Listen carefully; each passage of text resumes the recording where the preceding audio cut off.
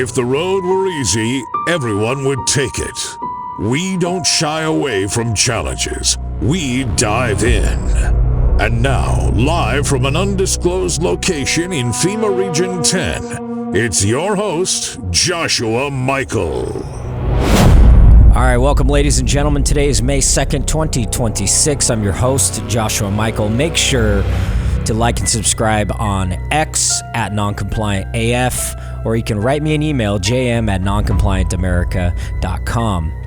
I know a lot of you guys have been writing to the station, and so I appreciate that. I'm very happy that you are becoming an active and engaged citizen, whether it be positive or negative. Apparently, there was a lot of controversy around the past couple shows with me and the criticism of the Trump administration, criticism of some of the governors that are or prospective governors, candidates that are running, and some of kind of the fouls that I've been calling. I like to call balls and strikes. I like to call things for what they are, and that is the entire premise of this show, is to keep things going a straight line, to keep things balanced and hold people accountable.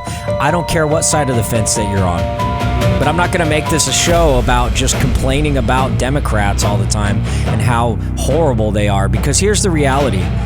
We have put them in office. We have given them the grounds to have their way with us and get us into the supermajority. Because of all the end fighting and the nonsense and the lack of collaboration and lack of accountability, and the Republicans that we do get in, they simply hang us out to dry. And they're secretly just Democrats anyway. And so me criticizing that is absolutely 100% my right. And so here's what I'm going to do.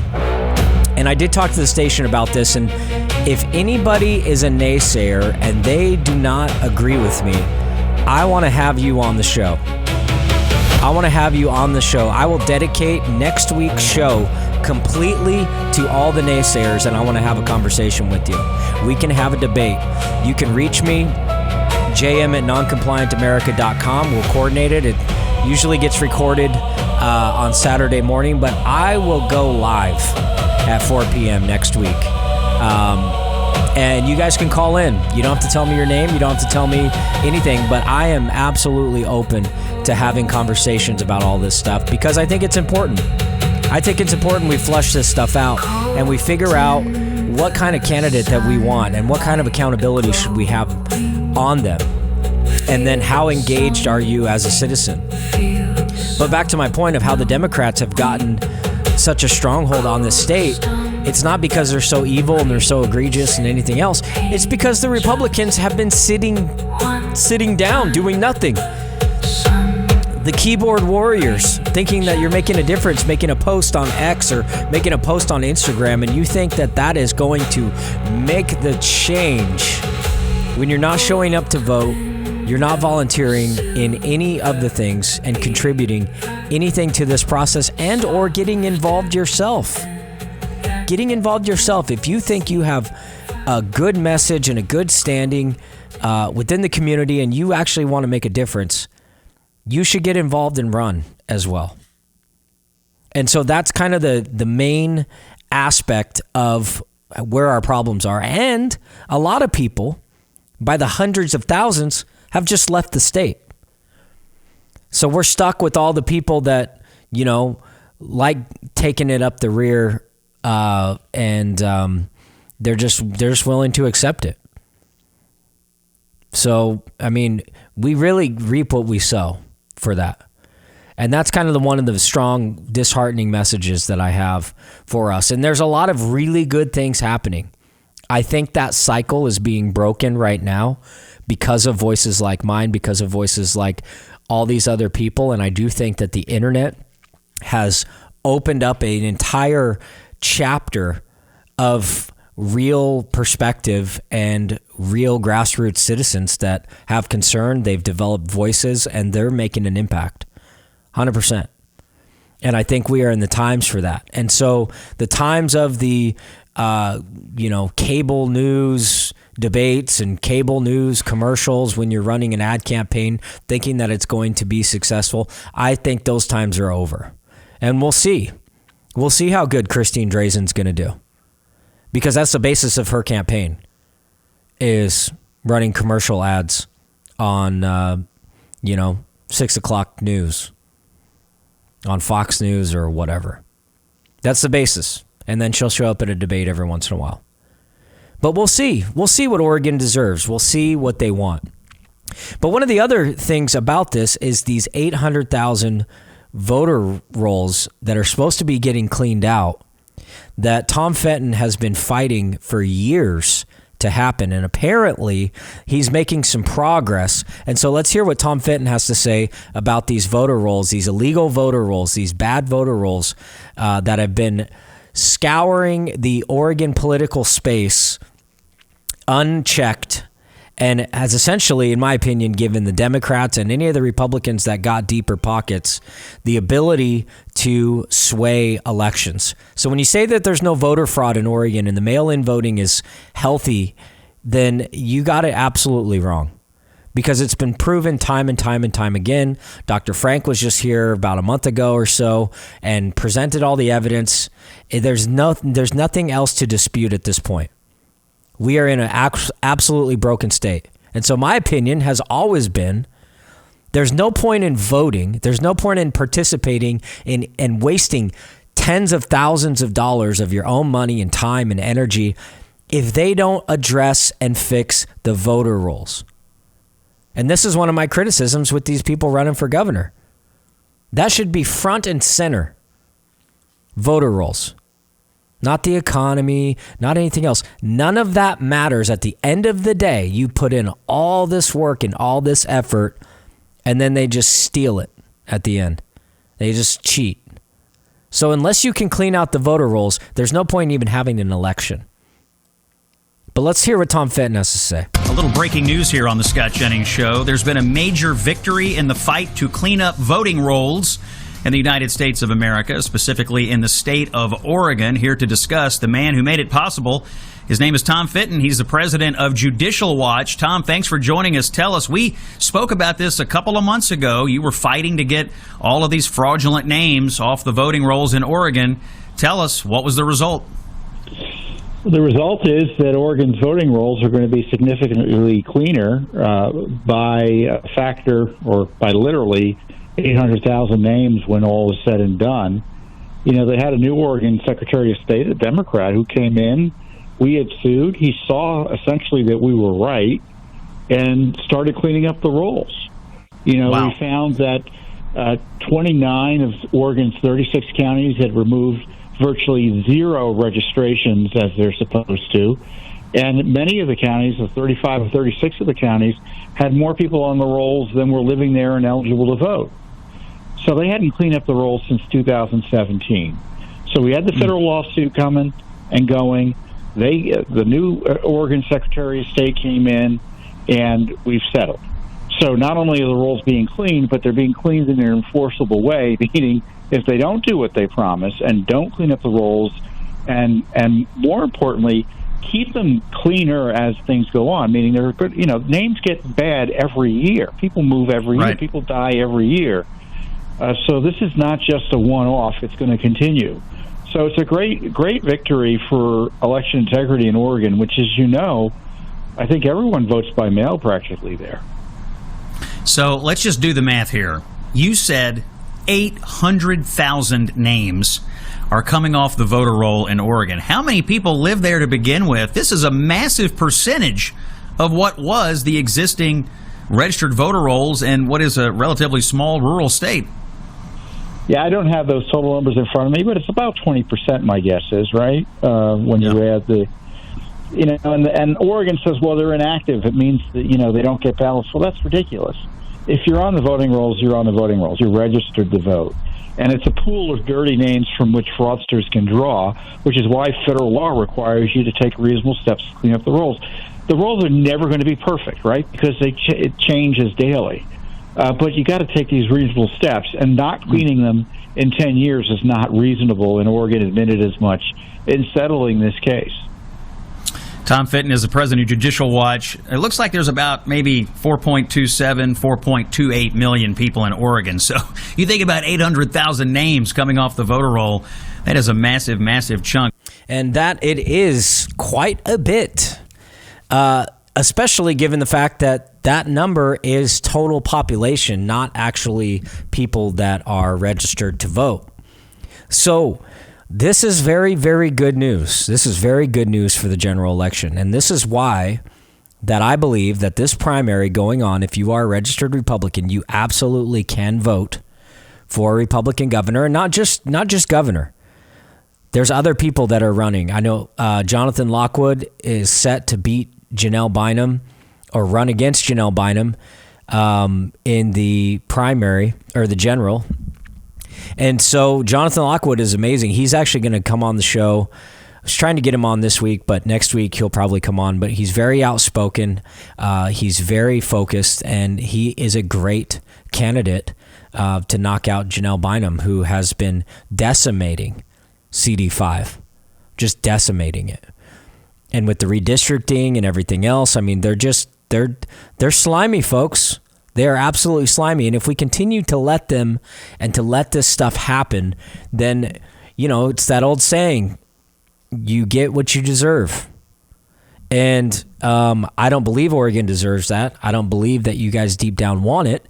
But we got to get off our phones. We got to get off our butts. And we have to start engaging and disagreeing and having conversations, even with people that you disagree with, and be able to come to the table and find common ground. Find common ground with the Democrats. I think it's time we just stop fighting with the Democrats. I think we just stop fighting with them altogether. I don't think that it's helpful. I actually think that it is intentional. It's meant to distract you from the real problem. While you're fighting with your neighbor, the bankers are coming in and sewing up all the property. And they are setting up a system already that they have not officially dropped the hammer because it's not quite ready, of a COVID on steroids. Just know you've been warned right now. I'd say we have about 2 or 3 years, max 2 or 3 years, to get things in order. And to be honest with you, I don't even know if it can be stopped. But it's like COVID on steroids, 10 times worse. And last week we talked about the flock cameras and the tracking systems. That's just one tiny tentacle. The Real ID, that came and gone. Last year, last May, it was due. Real ID. How many of you guys went and got a Real ID? What do you think the difference between the driver's license and the Real ID is? Nothing? No? Nobody? Okay. And the adoption of crypto and Bitcoin by the Trump administration, moving on to a crypto-backed based system. What do you think that ties into?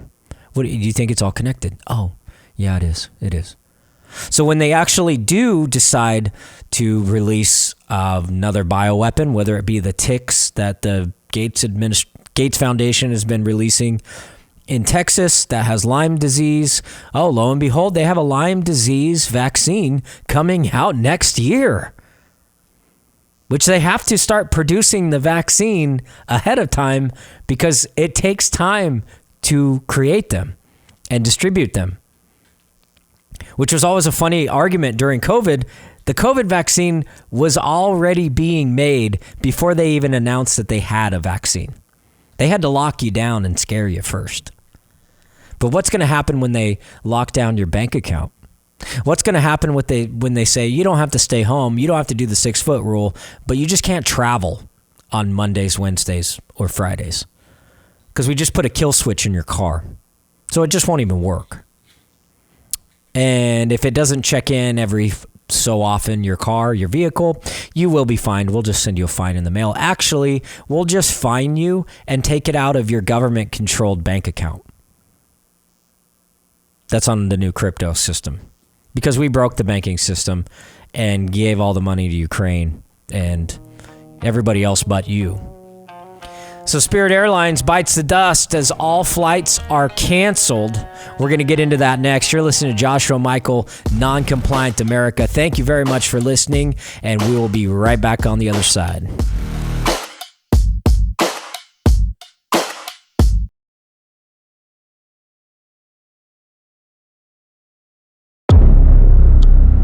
In the land of the blind, the one-eyed man is king. In the time of censorship, non-compliance is key. From an undisclosed location in FEMA Region 10, it's your host, Joshua Michael. All right, welcome back, folks. Joshua Michael, Non-Compliant America. More good news. Good news all around. Good news all around. So Spirit Airlines bites the dust as all flights have been canceled. As of today, Spirit Airlines, after several failed attempts by the Trump administration to engineer a rescue package for a private business, including a proposed $500 million financial deal that could have left the U.S. government with control of up to 90% of the budget carrier, negotiations broke down late this week. By Saturday morning, Spirit had begun winding down operations, with all flights canceled at the carrier entering liquidation mode. Now, the better question is do you think that they're actually going to close, or is this just like, hey, let's just make people suffer, put some pressure on the Trump administration, get them to fold so we can get our $500 million? I don't know, only time will tell. But now, however, Transportation Secretary Sean Duffy has announced action to bring relief to Spirit customers and its workforce. This will include other airlines, United, Delta, JetBlue, Southwest, agreeing to cap ticket prices for Spirit customers who have been left in the lurch. Reduced fares on high-volume Spirit routes, while American Airlines and United are creating microsites for Spirit employees looking to continue career in aviation. Well, that's nice of them. That's great. Good for them. Even though Spirit was absolutely renowned and known for leaving early. So if you didn't get to your flight on time, they would just leave you. That was kind of the thing with Spirit, which is why you never really wanted to fly Spirit.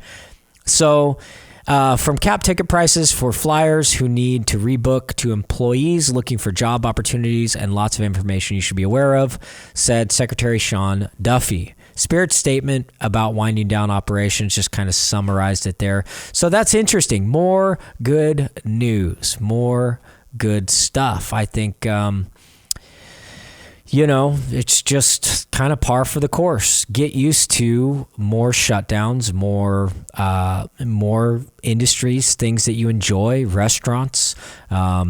Appreciate the high cost produce and products just as they continually go up and up and up, all while the Fed is just printing more money and giving money to Israel so they can bomb Iran and do whatever they need to do, and maybe build some more infrastructure to spy on us. That sounds great. But, your money doesn't matter. Any of your savings, any of your hard work, blood, sweat, and tears that you've put into this world, it's just going to get sewn up into the markets. And I think the best analogy that I can give you, if you guys haven't seen this movie, it has Justin Timberlake in it. It's called In Time. And In Time, it has this perfect analogy with basically long and the short is their lifespan currency is based on minutes and time. So your time was your currency. And what happens is they stole 1 million years that was already being stolen from the lower end populations. And they went to the low end populations and basically gave all that 1 million years back to these people. Well, what the oligarchs did is they simply just made everything cost more time. So suddenly something cost 2 minutes, suddenly it cost 4 or 8 or 10 or 12. And they just sewed up all that time because they controlled the lever. They controlled the mechanisms to do that. And the bank controls the mechanisms for our money. Through inflation, the Fed is able to just make things cost more money. And when you close down 30% of the world's oil supply, not only are things getting through, but the cost of everything is going to go up. Basic economics. So hopefully there's some master plan happening that's justifying this pinch, and we do go into the golden age. I am still very optimistic that there's still a possibility, because the alternative is just straight gloom and doom, and I just don't want to live in that headspace. I don't think that that's the way we need to operate. But I do think that we still should have enough fear embedded into our lives that keeps us stimulated to be doing and countering all these draconian infrastructure systems that they're trying to put in. And it's okay to not understand it. It's okay to not know, but it is good to always ask questions. So you guys want to do that. I like to talk about culture, and I've always been a staunch advocate of like culture trickles down to politics. And over what I've seen over the past couple of years, you've had Tom McDonald really breaking the grounds for this. But Chris Webby just came out with a really cool song called Raw Thoughts, I think 6 or 7, or Raw Thoughts 4, one of those.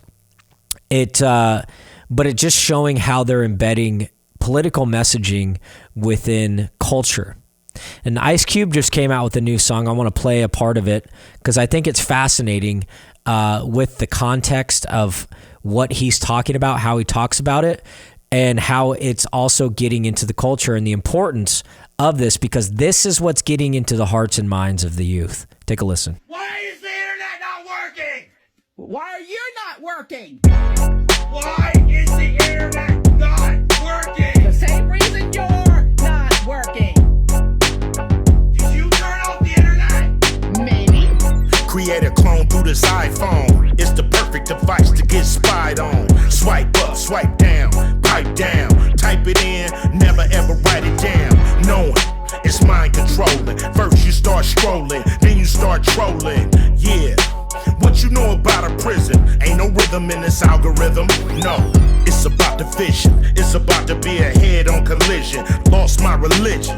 Mother gotta Google where God at. I despise that. He under my hat. He under your hat. He in your heart. I bust a rhyme that's better than Mozart. What I look like, asking Chat GPT. What was it like growing up in the CPT? They hit me with that freedom. It don't cost you a penny to be dumb. They hit me with that freedom. What's the reason? That is treason. AI is learning to escape human control. AI is, in fact, learning to escape human control. Human control. Human control. LA to the All right, there you go. There you have it, folks. Things are changing. We'll be right back.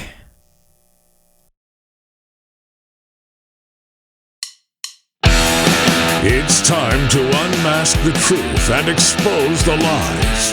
The occupied forces do not want you to hear this broadcast. Breaking through the censorship and delivering raw, unedited content, it's Joshua Michael with Non-Compliant America. All right, welcome back, folks. Joshua Michael, Non-Compliant America. And in case you missed it from the beginning segments, I just want to say, any of the naysayers that want to come on the show and have a conversation and have a debate about things that we talk about, or my opinions on the Trump administration or state of the world, really anything. I mean, anything that you want to talk about, I'm going to invite you on. We will likely go live. If I can get enough inquiries, I will preset it and record earlier in the day so where we can have a better discussion if you'd like, or if you want to call in and join us live next Saturday. Make sure to write me or write somebody at the station and let them know that you'd be interested in calling in. If we can get enough inquiries, we are going to open that up, because I do think having discussions, having open debate, having disagreements, and finding common ground and finding the ability to be able to navigate it rather than just be upset like a little girl and take your ball and go home, have an open discussion. And I think that's extremely important for society, and it's very healthy. I'm more than happy to talk to somebody that I disagree with. I talk to people every day that I disagree with, and everybody can have their opinion. And sometimes I feel like there's more than one way to skin a cat. And when you start having disagreements based on speculation, it's pretty impossible to even come to a conclusion because it's all speculation. You can talk about what ifs all the time. You can talk about anything, but if you actually get into the nitty-gritty of facts and the way that society is moving and the way that society is accepting the move, that is a topic of discussion that I think is extremely important. How complacent are people becoming in this new system, the new normal? You stop seeing your favorite item at the store and you just go find another one. You don't ever wonder like that went out of business and why did it go out of business? Speaking of business, things going out of business, nobody's telling you right now how screwed a lot of farmers are in America. The agricultural secretary just confirmed it publicly. 1 in 4 farmers have no fertilizer secured for spring planting. Oh, where does the fertilizer come from? Typically through the Strait of Hormuz. Just a fun fact for you. No fertilizer, no crops equals no food. Farm bankruptcies are up 46% in 2025. 160,000 farms closed since 2017. Less than half of all the farmers even turn a profit this year. Less than half. They're not struggling. They're being wiped out. They're being decimated. We're being de-industrialized by these bankers. And you say, well, Josh, so there's nothing I can do. Of course there's something you can do. First and foremost, you want to get educated about this. You want to learn about this kind of stuff. And talk to your congressman. Talk to the public. Post a selfie video. Post a little vlog every day. Hey guys, this is what I learned today. I don't know everything, but I learned this. And is this the kind of society we want to build? Is this the kind of society we want to have? And get out there and do something. Because if we keep sitting by and just standing by, more and more and more of this, your world is just going to get pinched off slowly, slowly, slowly. Next thing you know, you got VR goggles in your house and you never leave your house. And they're going to be delivering Soylent Green to your doorstep for you to take. And the media is busy covering everything else. Nobody wants to talk about this. Nobody wants to talk about it. So it's just super fascinating that we've gotten this far, and it's just a continuation, whether Trump's in office or Biden's in office. I think these people actually like Trump being in office because a lot of you guys all went to sleep, and he's turned into a demigod that you can't criticize. He's turned into somebody that you just can't talk about. And he's essentially pledged his allegiance to these oligarchs, and he's selling out the country. If there's some big hoodwink that is going to happen, it's been a year and a half almost of the Trump administration. When is this supposed to happen? When would we start seeing it? Now, we did see some indictments of James Comey, which was great. It's great to see that. Anthony Fauci's, one of his secretaries or assistants has been indicted as well. We'll see what comes of that. The Trump administration and the Supreme Court also did decide that the 2020 election was invalid. I don't know what you do with that information, but it might set precedent for them to invalidate everything that the Biden administration set forth, such as the pardons for people like Anthony Fauci, which then potentially brings it fair game for them to be indicted. That could be happening. That could be great. And I understand this stuff takes time. And realistically, we don't know. We don't know what the Trump administration knows. We don't know. I'm not a government insider. I don't have inside sources that are high level at that level. So we can only speculate. But what I do see is people getting pinched off at the pump, struggling financially. I know I'm struggling financially. A lot of people around me are struggling financially. Now, granted, does that mean maybe we should cut back on certain things? Absolutely. And we're happy to do that. We're going to do that. But where's the surplus? Where's all the good things that are supposed to be happening to the United States for Americans? When is that going to start? When do we stop giving money to everybody else and helping everybody else but ourselves? I feel like there's this weird defeatism that we have, to where we've been guilt tripped for so long, for generations, that we feel like we need to help the rest of the world. And if we help ourselves, then we're being too selfish. And we don't want to seem or appear to be selfish. Well, I just say let's just be selfish.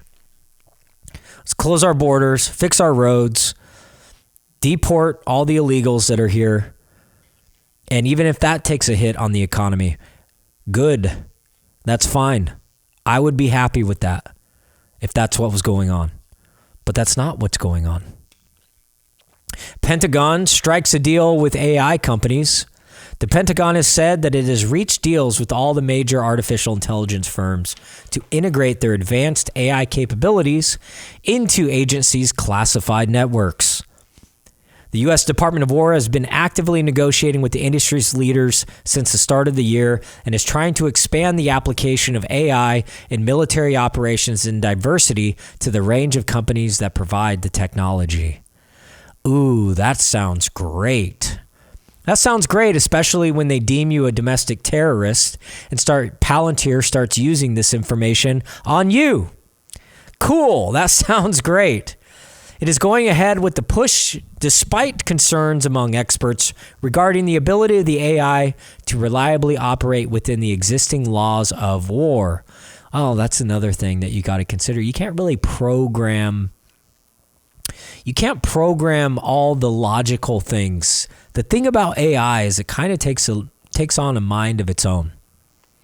As you remember, there was a reporter that ended up suing ChatGPT because it lied about him in a prompt, created fake stories, cited them as reliable sources, and then regurgitated that to individuals about this person.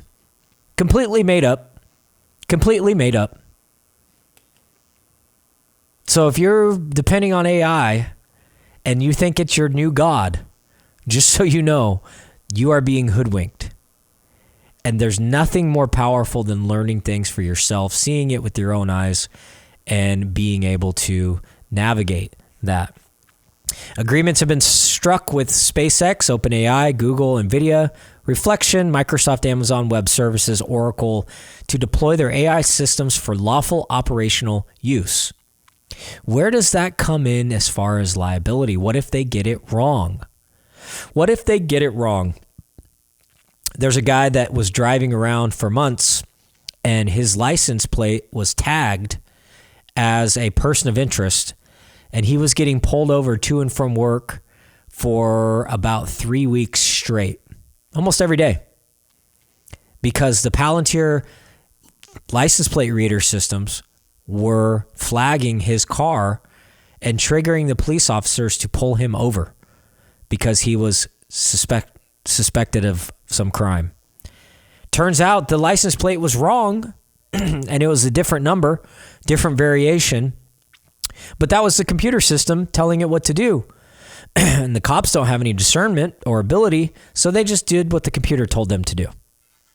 And there's that that blindness and lack of oversight and lack of discernment with that.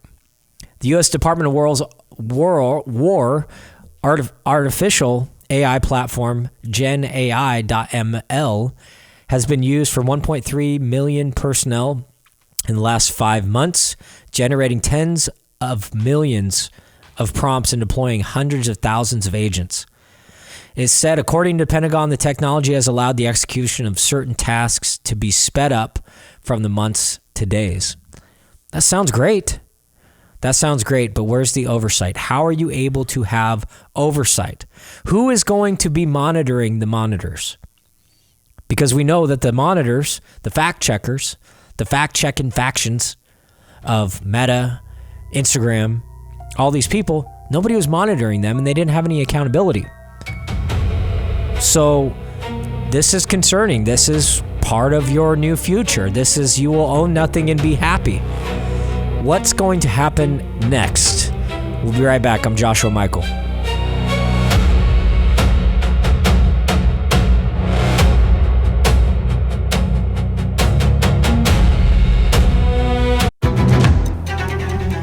All right, welcome back, folks. Joshua Michael, Non-Compliant America. Thank you very much for joining me today. It's a beautiful day. I hope you're enjoying yourselves and you are getting prepared for what's potentially to come. Now, there's an interesting thing circulating on the internet right now. And what's fascinating is there's an individual, I can't find the video, but I did watch it. And so I'm just going to kind of explain it to you. But he was talking about how all of a sudden, everywhere it seems people are just conspiracy this, conspiracy this, conspiracy this, conspiracy this, and talking about things in such an open way. It's very strange considering that they're letting these videos go through on the internet right now, and it almost feels as if it's being pushed. Let me give you an example.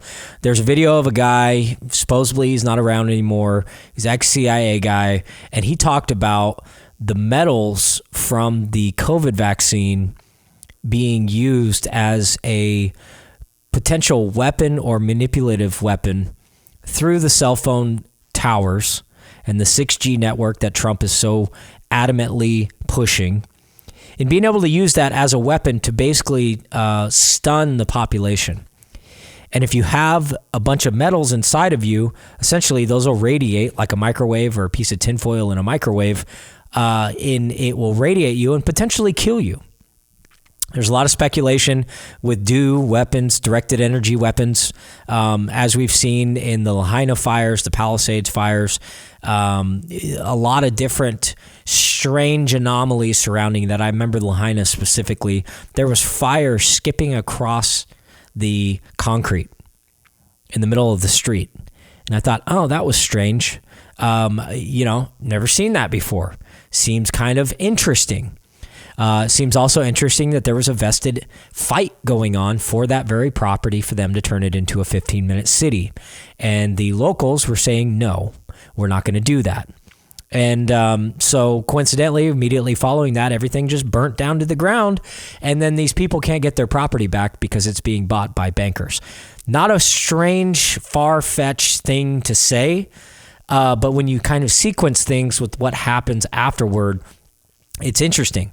But anyways, back to this guy's point. So that one video was kind of circulating.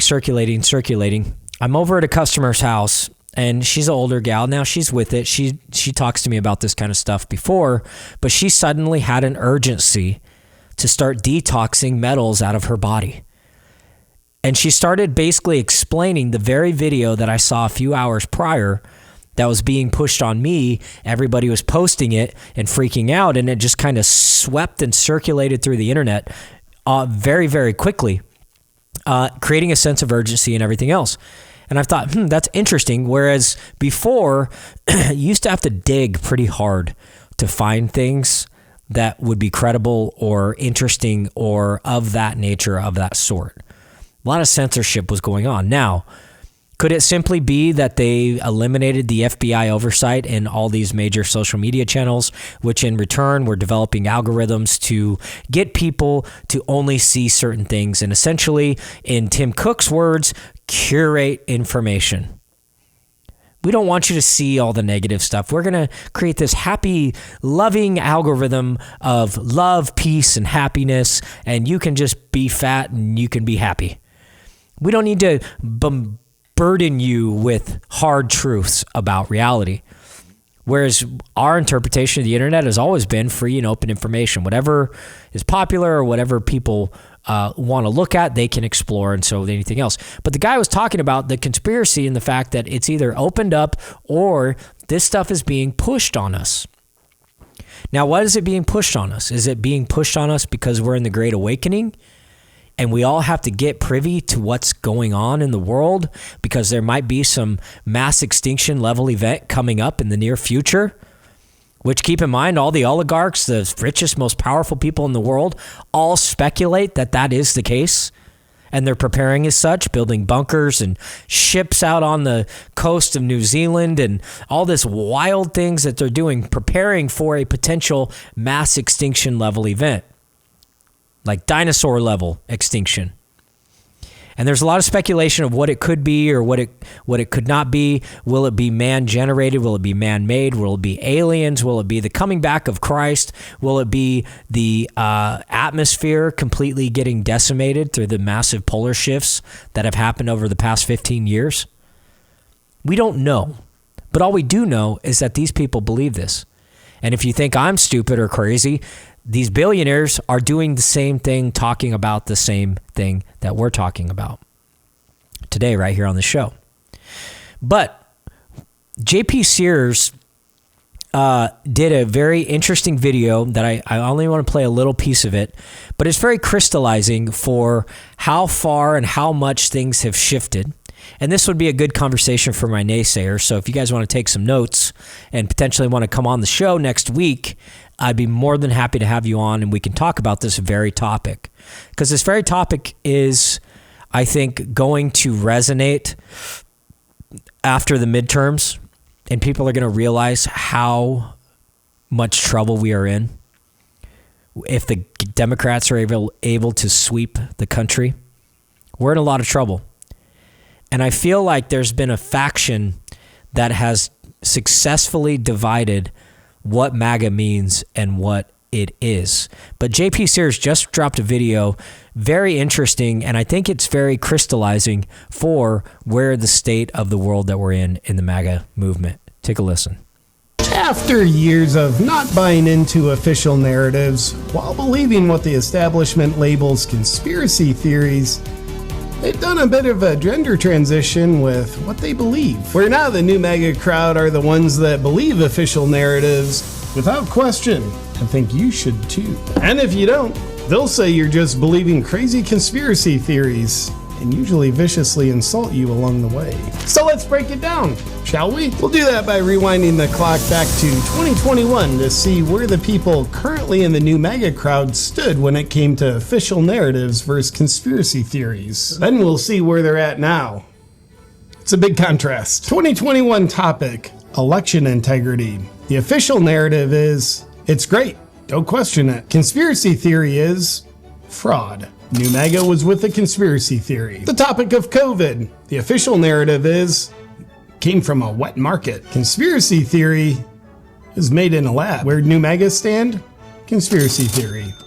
There's a 2021 topic of vaccines. Official narrative, of course, they're safe and effective. Conspiracy theory, they're dangerous. New MAGA, conspiracy theory. Even back then, we had the topic of the Epstein files. The official narrative, they don't exist. Conspiracy theory, it's an elite pedo network. New MAGA crowd believe, conspiracy theory. There's the topic of Biden's mental health. Official narrative, sharp as a tack. Conspiracy theory, it's impaired. New MAGA, conspiracy theory. Even then, they could look back at the topic of the JFK assassination. The official narrative, lone gunman. Conspiracy theory, there's a lot more to it. New MAGA was with a conspiracy theory. Lastly, the topic of communist subversion in the US. Official narrative, of course it's not happening. Conspiracy theory, yes it is. New MAGA was with a conspiracy theory.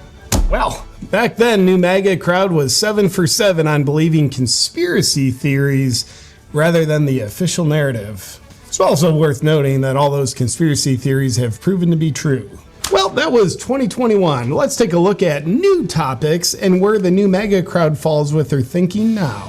Topic of the Iran war. Official narrative, we're doing it just to prevent them from having nukes. Conspiracy theory, we're doing it because of Israel. New MAGA, going with the official narrative. Topic of Epstein files. Official narrative, files are a hoax and or we just need to move on. Conspiracy theory, it's an elite pedo network. New MAGA goes with the official narrative. Ooh, that's a big one too, because they now have the exact opposite stance on the same topic they did in 2021. Just fun. Topic. Yeah, and there's a lot more. You guys can check it out on my X page at noncompliantaf. the full JP Sears video, and he just breaks down how essentially the new MAGA group, which are called the Boomers, are essentially buying into the mainstream narrative, and that's the challenges with Trump. Have a good week.